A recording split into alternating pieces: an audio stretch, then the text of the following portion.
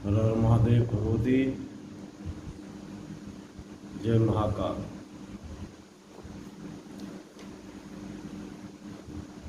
साधना का 5 प्रकार का भेद के बारे में हम बात करेंगे। तो 5 प्रकार का भेद क्या है? तो कोई भी सोचते हैं कि मुझे बीमार हुआ है या मेरा तबीयत खराब है, मैं जाप नहीं कर सकता हूँ। कोई सोचता है कि मेरा सूतक लगा है, मैं जाप नहीं कर सकता हूँ। मृतक लगा है, मैं जाप नहीं कर सकता हूँ। विभिन्न प्रकार का क्रिया के बारे में सभी सोचते हैं कि मेरा ये हुआ है, मैं जाप नहीं कर सकता हूँ। तो इस अवस्था में कैसे हम जाप करेंगे, उसके बारे में शास्त्रोक्त प्रमाण। तो साधना का 5 प्रकार का भेद के बारे में आज हम चर्चा करेंगे। 5 प्रकार का भेद का नाम क्या है? अभाविनी, त्रासी, दौर्बोधी, सौतकी तथा आसुरी। इन 5 भेदों से साधना 5 प्रकार कही गई है। अगर तंत्र साधना के हिसाब से हम जाएंगे, तांत्रिक विद्या का ऊपर अगर हम चर्चा करते हैं, तो ये क्रमशः इसी पूजा को ही बतलाया गया है। इस पूजा के बारे में हम बात करते हैं। पूजा के प्रथम पहला जो है वो भाविनी के बारे में बताता हूँ। पूजा के साधन एवं उपकरणों के अभाव से, यानी कि आपको पूजा का साधना का उपकरण नहीं मिल रहा है, आप अभाव से ग्रसित है, आपके पास नहीं है। मन से या जल मात्र से, मन से या थोड़ा सा जल से भी जो पूजा की जाती है उस साधना को अभाविनी साधना कहा जाता है। तो आपके पास कुछ नहीं है, आप बोलेंगे मेरे पास पैसा नहीं है, कुछ नहीं है, साधना कैसे करूं? ये आपका गलतफहमी है। आप साधना करना नहीं चाहते हैं, आप ठगना चाहते हैं।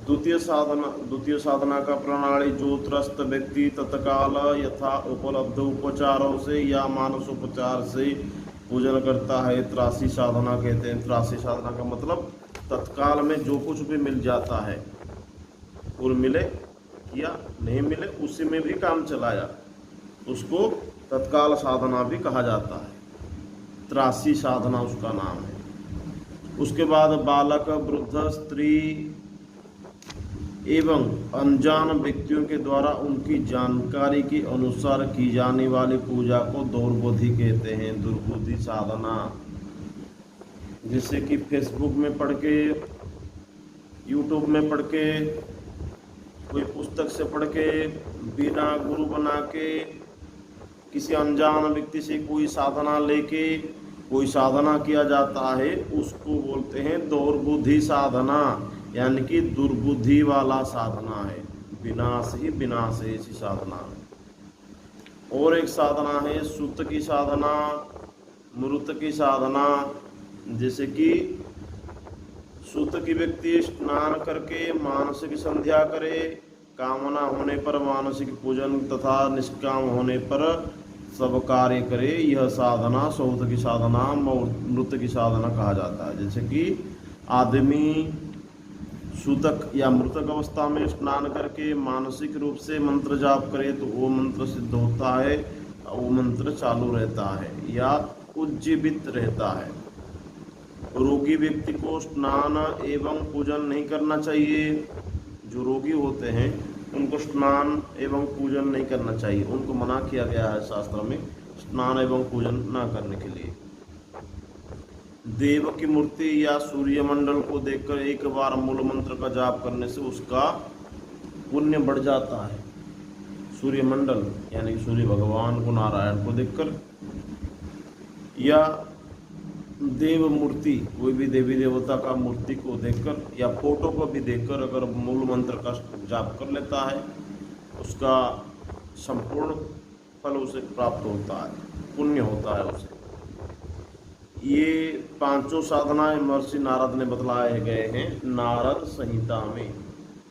संहिता संहिताय इति संहिता, जो हित के लिए बनाया गया है उसको संहिता कहा जाता है।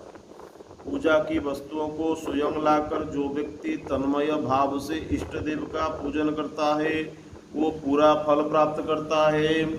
पूजा की वस्तु को स्वयं लाकर यानी कि स्वयं स्व उपार्जित धन से जो अपना धन लगाकर साधना में साधना करता है उसका साधना सिद्ध होता है, पराय धन से सिद्ध नहीं होता है। चोरी किया हुआ धन से सिद्ध नहीं होता है, डकैती किया हुआ धन से सिद्ध नहीं होता है। खुद का मेहनत पसीना बहाया हुआ धन से ही साधना सफल होता है। इसीलिए दस्यु रत्नाकर ने वाल्मीकि बनने के लिए बहुत सारा परिश्रम किए हैं। तो ये है साधना का 5 भेद, 5 प्रकार का साधना है।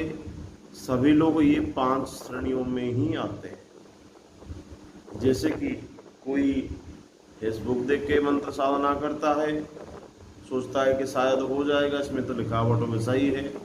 यूट्यूब देखकर साधना करता है, ऐसा विधान दिया गया है। साधक के पास जाऊंगा या गुरु बनाऊंगा, पैसा मांगेंगे या दक्षिणा मांगेंगे, देना पड़ेगा। फिर उसके बाद सौत की साधना, जैसे कि कोई अच्छा साधक हो तो सौत की साधना भी करता रहता है।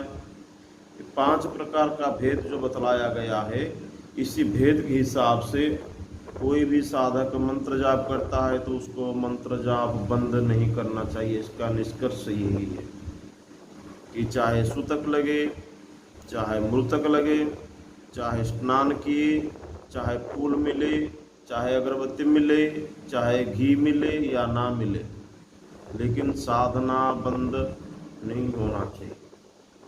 तभी साधक को साधना का संपूर्ण फल प्राप्ति ही होती है। तो साधना एक ऐसा चीज है जो जिंदगी को संपूर्ण समर्पण, स्वयं भाव, शिवोहम के हिसाब से ही लेना चाहिए, ना कि अयासी और सांसारिक वस्तुओं में डूब जाना चाहिए। कभी साधना इसमें सफल नहीं होता है, क्योंकि शक्ति जिसको हम बुला रहे हैं वो हर वक्त हमें देखता ही रहता है कि हम क्या सोच रहे हैं। अगर हम ज़्यादा चालाकी करते हैं तो चालाकी तो हमारे लिए ही बुरा ही होता है। भगवती सभी को कृपा करे। महादेव। दूसरा अध्याय में दूसरे साधना या साधना प्रणाली के साथ आपके साथ उपस्थित रहूँगा। तब तक के लिए महादेव। अगर हमारा साथ चैनल को सब्सक्राइब नहीं किए हैं तुरंत सब्सक्राइब कीजिए और ज़्यादा से ज़्यादा शेयर कीजिए। तब तक के लिए महादेव।